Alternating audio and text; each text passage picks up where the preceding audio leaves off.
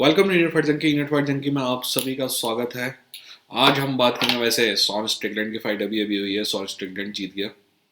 पर हम बात करेंगे फ्रांसिस नगानू की, हम बात करेंगे सीरियल गान की, हम बात करेंगे जॉन जोन्स वर्सेस सीरियल गान की, हम बात करेंगे यूएफसी ने कैसे जाने दिया फ्रांसिस नगानू को, और हम बात करेंगे कि फ्रांसिस नगानू का भविष्य क्या है।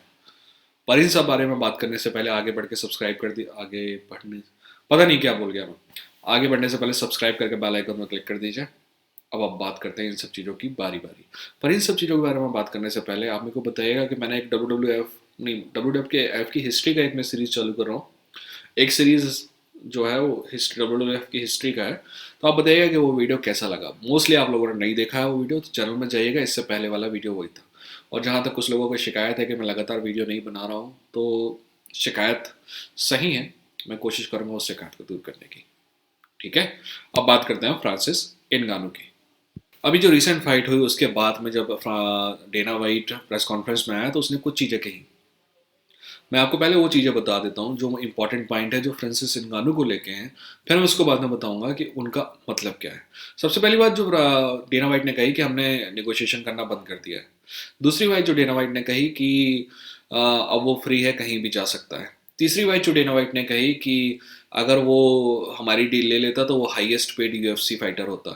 चौथी बात जो डेना वाइट ने कही कि हम उसके जो राइट्स हैं वो मैच नहीं करेंगे। ठीक है, अब इन सब बारे में बात करने से पहले आखिर इन सब चीज़ों को मैं आपको बताऊंगा डिटेल, मतलब थोड़ा सा एलोबरेट करके। पर इन सब चीज़ों के बारे में बात करने से पहले हमें ये समझना होगा कि आखिर ये डील टूटी क्यों, कौन सा स्टिकिंग पॉइंट था जो डील टूटी। हमने अगर फ्रांसिस नगानू के पिछले 8 महीने के इंटरव्यू देखे हैं तो ये बात हमें समझ में आती है कि पैसा इतना इम्पोर्टेंट नहीं था, आज़ादी इम्पोर्टेंट थी। पैसा, फ्रांसिस नगानू भी बोल रहा था कि पैसा ठीक ठाक है, पर फ्रांसिस नगानू का मानना था कि उसको बॉक्सिंग करने दी जाए, और उसको बॉक्सिंग करने के लिए यूएफसी ने अलाउ नहीं किया। यूएफसी ने मेरे ख्याल से सिर्फ दो या तीन लोगों को अलाउ किया है। पहला तो निक डियाज था उस समय पुराने कॉन्ट्रैक्ट में, इस कॉन्ट्रैक्ट में मेरे को पता नहीं है, पुराने कॉन्ट्रैक्ट में। उसके बाद आपका सॉरी कॉर्नर मैकग्रेगर था। और मेरे ख्याल से उसके बाद जब से एंडेवर जो है, एंडेवर मतलब जूफा से जाके एंडेवर में आया, और एंडेवर के बाद भी मतलब शुरुआत में एंडेवर का कंट्रोल इतना अच्छा नहीं था, बट अभी जो है पूरी तरह कंट्रोल में है यूएफसी एंडेवर के।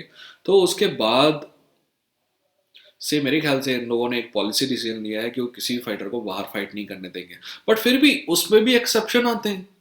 चैट मेंडेस को फाइट करने दिया आपने कॉन्ट्रैक्ट खत्म करके, बैन आस्क्रिन को अलाउ किया। वहीं दूसरी तरफ भी जा सकते हैं, आपने जीएसपी को अलाउ नहीं किया, यानी कि आर्बिट्ररी प्रोसेस है, कोई एक्चुअली नियम नहीं है। तो पॉलिसी चेंजेस कहना भी मुश्किल है, यानी कि आप फ्रांसिस नगानू को फाइट नहीं करने देना चाह रहे थे बट दूसरों को करने दोगे। अजीब सा नहीं है? खैर, कंपनियां ऐसी, प्राइवेट कंपनियों को पूरा अधिकार है कि वो कैसे चले। अब इन सब चीज़ों के बारे में हम बात करेंगे, तो मतलब बात कहाँ टूटी होगी, बॉक्सिंग नहीं करने देना चाहता होगा यूएफसी, इस बारे में बात टूटी होगी। इससे नुकसान किसका है? फ्रांसिस नगानू का नुकसान है क्या? थोड़ा बहुत नुकसान है फ्रांसिस नगानू का, पर मैं आपको बता रहा हूँ, अगर फ्रांसिस नगानू को एक भी बड़ी बॉक्सिंग फाइट मिलती है ना, तो फ्रांसिस नगानू इतना कमाएगा जितना उसकी पूरी की पूरी प्रोफेशनल एमएमए लाइफ में नहीं कमाया होगा। हारे या जीते की तो बात ही नहीं कर रहा मैं, फाइट अगर मिल जाएगी बड़े लेवल की, ठीक है, वो मेरे ख्याल से दूसरी तीसरी फाइट होगी। अभी मैं आपको बताऊंगा कि मेरा क्या मानना है बॉक्सिंग में क्या करेगा, क्योंकि बॉक्सिंग और यूएफसी का लेवल ना यहाँ का है। मैं आपको सिंपल एग्जांपल बताता हूँ। पिछले साल यूएफसी ने पूरे पूरे फाइटर को पे करने के लिए लगभग 185 मिलियन डॉलर खर्च किए। 185, सारे फाइटर्स को, सारी फाइट को मिला के। और जो आरी एमैनुअल है, उसका अकेले का बोनस 140 मिलियन डॉलर के आसपास था, यानी कि एक तरफ पूरे के पूरे 500 लोगों का पे और दूसरी तरफ एक आदमी का पे लगभग बराबर था। तो आपको समझ में आ रहा है कि कितना पे होता है एथलीट्स को यूएफसी में। कई एथलीट्स यूएफसी में पैसे के लिए नहीं, नाम के लिए जाते हैं। खैर, अब बात करते हैं कि डेना वाइट ने जो कहा उसका मतलब क्या है। सबसे पहली बात, डेना वाइट ने कहा कि हमने नेगोशिएशन स्टॉप कर दिया। नेगोशिएशन स्टॉप करने का मतलब ये है कि देखो, दिसंबर 2022 में फ्रांसिस नगानू का कॉन्ट्रैक्ट खत्म हो रहा था, तो वो कॉन्ट्रैक्ट तो सनसेट हो गया है ना, खत्म हो गया। पर उसके बाद भी 30 दिन का पीरियड होता है जहां पे सिर्फ आप एक्सक्लूसिवली यूएफसी से नेगोशिएट करते हो, किसी और कंपनी से बात नहीं कर सकते। तो वो पीरियड भी खत्म, वो पीरियड्स में 15 दिन हुए हैं अभी, बट यूएफसी ने कहा है कि हमने नेगोशिएशन स्टॉप कर दिया, यानी कि वो फ्री टू गो है, हमने वेव कर दिया कि भैया बाकी दिन भी हम बात नहीं करेंगे, आप जा सकते हैं। दूसरी बात जो डेना वाइट ने कही, और ये जो दोगलापन है कि अगर वो एक्सेप्ट कर लेता ना तो वो हाईएस्ट पेड हैवी वेट होता। क्या मतलब हुआ? हाईएस्ट पेड हैवी वेट क्यों होता? हाईएस्ट पेड फाइटर क्यों नहीं होता? हाईएस्ट पेड हैवी वेट होता। उसके लिए उसने एक एग्जांपल दिया, ब्रॉक लेसनर से भी ज्यादा पे करते। ब्रॉक लेसनर का लास्ट कॉन्ट्रैक्ट 2009 में साइन हुआ था, यानी कि आपने जो कीमत ब्रॉक लेसनर की 2009 में लगाई थी, 2022 में आपका मानना है कि फ्रांसिस नगानो की कीमत उससे थोड़ी ज्यादा है या बहुत ज्यादा, जो भी है। यानी कि इतने बीच में जितने भी चैंपियन हुए उनको आपने इज्जत से पे नहीं किया। स्टीपे को तो बिल्कुल नहीं पे किया, ये तो अपन सबको पता है। 500,000 मिलते हैं उसको एक फाइट में, 500,000, मतलब बेइज्जती है एक प्रकार से। तो ये सब बकचोदी है कि आप कहोगे कि हाईएस्ट पेड है वो होता है। जैसे कि ना हमारे यहाँ, मैं जिस शहर में रहता हूँ, हमारे शहर में एक कहावत, वो बोलते हैं, हमारे शहर वाले गर्व से एक बात बताते हैं, हमारे एक बांध है, लोग बोलते हैं कि दुनिया का सबसे बड़ा मिट्टी का बांध है। ठीक है, ये वैसे ही कहना हुआ कि ये पूरे शहर में सारे टकलों के शहर में अगर कोई एक आदमी बाल वाला चल जाए तो बोले कि यार सबसे ज्यादा बाल इसके हैं। जैसे कि मेरे शहर वाले बोलते हैं कि ये सबसे बड़ा मिट्टी का बांध है, कहीं और मिट्टी का बांध है ही नहीं, तो ये सबसे बड़ा ही हुआ ना। ठीक वैसे ही कहना है कि हाईएस्ट पेड यूएफसी हैवीवेट होता है और किसी की पे इतनी है ही नहीं, तो ये हुआ ना। और आपका चैंपियन है ये, आप चैंपियन को जाने दे रहे हैं, नुकसान तो है यूएफसी को। भला ही यूएफसी का जो चाटू मीडिया है वो नहीं बताएगा आपको, पर है। और एक बात जो कही जो बहुत ही हद से ज्यादा टुच्ची हरकत है, वो है, कहने का मतलब ये है कि वो आपके क्रिस साइबॉर्ग है, उसके साथ भी यूएफसी ने यही किया था, और सेम यही बात हरकत यूएफसी फ्रांसिस नगानो के साथ कर रही है। वो कहने का मतलब है कि हम जो है मैचिंग राइट्स नहीं यूज करेंगे। ये कहने का कोई मतलब नहीं है। आपको कोई और ऑफर आता है तो आप मैच नहीं, मतलब मैं बता रहा हूँ, सबसे पहले आपको फिर वापस ले जाता हूँ, पहले कॉन्ट्रैक्ट खत्म होता है, फिर 30 दिन का एक्सक्लूसिवली वो होता है, फिर भी उनके पास राइट होता है कि अगर कोई और फाइट दे रहा है, आपको पैसे दे रहा है, उस पैसे को अगर हम मैच करते हैं तो आपको वापस हमारे पास आना पड़ेगा, तो that is called matching rights. अब यूएफसी का कहना है कि हम मैचिंग राइट्स यूज नहीं करेंगे, ये कहने की कोई जरूरत नहीं है यूएफसी को। अगर कोई किसी को मान लीजिए कि 11 रुपए ऑफर करता है, आपको 11 रुपए मैच नहीं करना है तो आप मत करो ना। पर आप अगर ये कहते हो कि हम मैच करेंगे ही नहीं, तो जो उसको ऑफर कर रहा है ना, उसको पता है कि मैं कितना भी ऑफर करूंगा ना, ये यूएफसी के पास जाके अपने मैचिंग राइट्स यूज नहीं कर सकता, तो ज्यादा ऑफर करने की जरूरत ही नहीं है, क्योंकि यूएफसी तो मैच करेगा ही नहीं। यूएफसी को ये कहने की जरूरत नहीं है आपको नहीं मैच करना है तो मत मैच करो। पर अगर आप ऐसा कहते हो ना, तो उससे ये होता है कि सामने वाले की वैल्यू कम हो जाती है। जैसे कि आपने नेट डियाज, जो इतना वफादार आदमी है, उसकी वैल्यू कम करने की कोशिश की, ठीक वैसे ही आपने फ्रांसिस की वैल्यू कम करने की कोशिश की। और ये हरकत जो है ना टुच्ची है, मैं समझता हूँ, राइट। मेरा भी मानना है कि आई वांट बी एंटरप्रेन्योर। मेरा मानना है कि बिजनेस में थोड़ा बहुत कमीनापन चलता है, थोड़ा बहुत क्या, सब कुछ चलता है, बट जब आप स्टार्टअप हो ना, आप नई कोई कंपनी चालू कर रहे हो, तो आपको हासिल करना पड़ता है, तब आप चलता है। पर आज आप $8 बिलियन की कंपनी हो, और एक फाइटर का वैल्यू कम करने के लिए आप इस टाइप की हरकत करते हो कि कभी एक फाइटर जो एक 170 पाउंड में भी छोटा है, उसकी फाइट आप 185 वाले से करा देते हो, ताकि वो जाते आते पिट के जाए तो उसकी वैल्यू कम हो जाए। वहीं आप क्रिस साइबॉर्ग जो बिल्कुल अनमैच्ड है टैलेंट में, इवन अमेंडा नूनेस से ज्यादा टैलेंटेड है क्रिस साइबॉर्ग, इस बात पे मेरे को कोई शक और दो राय की बात नहीं है।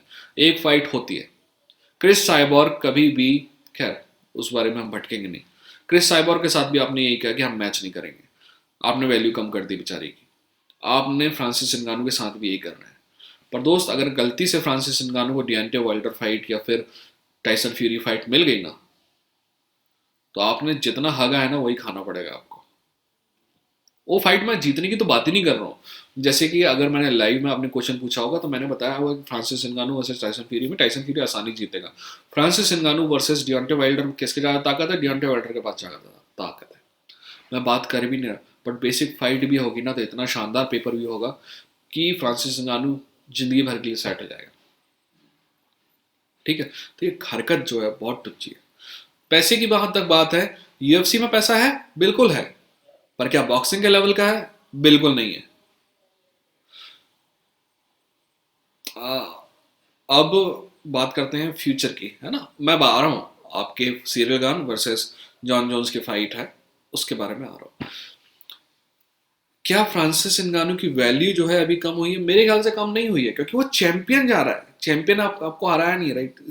बहुत अजीब, मतलब बहुत इंपॉर्टेंट बात है। जैसे कि अभी हमने एक डब्ल्यू वाला WWF वाला भी वीडियो किया, चैंपियन जो है हमेशा हार के जाता है। ठीक है, ये मतलब वो है। पर कहते हैं कि इट्स अ ड्यूटी, पर ये चैंपियन हार के नहीं गया है, ये चैंपियन का चैंपियन चला गया है। तो आप यूएफसी और यूएफसी के जो सपोर्टिंग मीडिया है जो यूएफसी के पिछवाड़ा चाटने में 24 घंटे लगा होता है, वो वैल्यू कम करने की कोशिश करेगा, बट फ्रांसिस की वैल्यू कम नहीं हुई है। मैं आपको बताऊंगा एक ट्रिक जिससे फ्रांसिस की वैल्यू वापस से ऊपर आ जाएगी। ठीक है, अब हम वैल्यू कम नहीं हुई है, भविष्य में क्या होगा? भविष्य में मेरे ख्याल से बॉक्सिंग की तरफ जाएगा वो। अगर बॉक्सिंग की तरफ जाता है तो उसके लिए क्या है, बॉक्सिंग की तरफ जाता है तो उसके लिए टाइसन फ्यूरी है, डिएंटे वाइल्डर है, और मेरे ख्याल से वो टाइसन फ्यूरी और डिएंटे वाइल्डर से पहले टीन ऑफ फाइट करेगा। और टीन ऑफ फाइट में वो अगर शानदार नॉकआउट करता है तो उसकी वैल्यू वापस से दुनिया की नज़र में उतनी ही हो जाएगी। कहने का मतलब है जो थोड़ी बहुत कमी हुई है ना, यूएफसी और उसका मीडिया जो कम करने की कोशिश करेगा, वो वैल्यू वापस से वहीं पहुंच जाएगी। अब अगर वो एमएमए में आगे जाता है तो उसके लिए पीएफएल है, उसके लिए बेलाटोर है। और दोस्त, पीएफएल और बेलाटोर उतना ही पैसा दे सकते हैं जितना यूएफसी दे रहा था। बेलाटोर तो कम से कम दे ही सकता है। सीबीएस जो है बेलाटोर, वैसे बेलाटोर के बिकने की बात चल रही है, अगर बिक जाता है तो और भी ज़्यादा दे सकता है। वैसे डब्ल्यूडब्ल्यूई की बिकने की भी बात चल रही है, इस बारे में भी बात करेंगे। बेलाटोर के बिकने के बारे में बात चल रही है, उस बारे में बात करेंगे। दोनों को एक ही आदमी खरीदने की बात कर रहा है, उस बारे में भी बात करेंगे। पर क्या बेलाटोर उतना पैसा दे सकता है जितना यूएफसी दे रहा था? बिल्कुल दे सकता है, गलतफहमी में मत रहना। बेलाटोर वायाकॉम की कंपनी है, बेलाटोर सीबीएस नेटवर्क की कंपनी है, सीबीएस वायाकॉम की कंपनी है। वायाकॉम एक्चुअली एंडेवर से बड़ी कंपनी है, जो यूएफसी की जो मालिक कंपनी है उससे बड़ी कंपनी है। प्रॉब्लम है कि बेलाटोर में लोग ध्यान नहीं देते, अदरवाइज।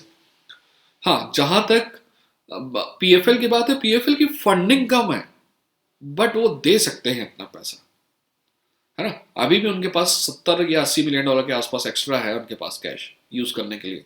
चाहे तो वो फ्रांसिस के लिए कर सकते हैं। I am sorry. अब ये जो बात है, अगर पीएफएल या बैलेटोर में जाता है, वन चैंपियनशिप में जाता है और जा सकता है, और वन चैंपियनशिप के पास भी पैसा है, इन तीनों जगह में जाता है ना, तो फ्रांसिस नगानो को एक आज़ादी ये मिलेगी कि ये तीनों की तीनों कंपनियां मेरे ख्याल से फ्रांसिस नगानो पे सिर्फ एमएमए फाइट के लिए दबाव नहीं डालेगी, उसको आज़ादी देंगी कि वो बॉक्सिंग भी कर सकता है। ठीक है, अब क्या कर सकता है और क्या करेगा ये बहुत आगे की बात है। देखते हैं कि फ्रांसिस नगानो क्या करता है। ठीक है, I keep you updated. I really like Francis नगानो।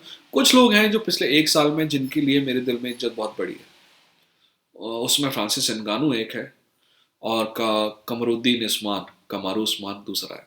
कमारू Usman championship हारने के बाद मेरे दिल में बहुत चढ़ा है, क्योंकि चैंपियन चैंपियन होता है हारने के बाद भी। चैंपियनशिप एक मेंटालिटी है। जब चैंपियन था ना, तो जब वो वैसी बातें करता था तो इट्स अ डिफरेंट थिंग। जब वो चैंपियन नहीं है और वो बोलता है ना कि ये कोई फ्लूक नहीं था, ये बड़ा आदमी है। आदमी बड़ा बड़प्पन दिखाने से बनता है, और कमारू ने बात बताया है कि ही इज चैंपियन। अगर यूएफसी के सामने झुक जाता फ्रांसिस, तो भले ही फ्रांसिस को पैसा ज़्यादा मिलता है, बट इज्जत थोड़ी कम हो जाती है। उसकी भी चैंपियनशिप मेंटालिटी है, उसको अपने ऊपर विश्वास है कि ठीक है, यूएफसी नहीं भी होगा तो भी मैं उतना पैसा कमा लूंगा। और एथलीट का कैरियर बहुत छोटा होता है, उसे पैसे का भी ध्यान रखना चाहिए। हर कोई चैंडलर नहीं होता है। हाँ, अब आगे चलते हैं। सिरिल गान ने यह बोला है कि उसकी फाइट फिक्स हो गई है जॉन जोन्स के साथ। जॉन जोन्स ने भी ये कहा कि उसकी फाइट फिक्स हो गई है सिरिल गान के साथ। अगर मेरे से पूछें आप, तो मेरा मानना है कि Ciryl Gane is a great fighter, but Jon Jones के सामने कुछ भी नहीं है वो। सिरिल गान के पास वन पंच नॉकआउट पावर नहीं है जैसे कि फ्रांसिस के पास था, और Jon Jones world class wrestler है। तो इस फाइट का मेरे को कोई मतलब समझ में नहीं आता। अगर टफ फाइट देनी है तो Jon Jones versus Curtis blade कर सकते हो आप, तो थोड़ी टफ होगी। फ्रांस जॉन जोन्स वर्सेस स्टीफे मियोचिच कर सकते हो आप, थोड़ी टफ फाइट होगी। जॉन जोन्स वर्सेस फ्रांसिस थोड़ी ज़्यादा टफ होती है क्योंकि फ्रांसिस के पास वन पंच नॉकआउट है। पर सिरिल गान बाकी सबको हरा सकता है, बट जॉन जोन्स में बहुत दिक्कत जाएगी क्योंकि स्टाइल मेक्स फाइट। ओके, आप बताइए वीडियो कैसा लगा। आप मेरे जो प्रो रेसलिंग के बारे में भी जो मैं बात कर रहा हूँ, मैं चाहता हूँ कि आप वो देखें और मेरे को बताएं कि कैसा लगा। ठीक है, अपनी ज़िंदगी में क्या हो रहा है ये बताइएगा। कुछ अच्छी खबर है तो शेयर कीजिएगा, अच्छा लगेगा। अपना ख्याल रखिएगा, अपनों का ख्याल रखिएगा। ये था इंडियन फाइट जंकी। लड़ेंगे, जीतेंगे।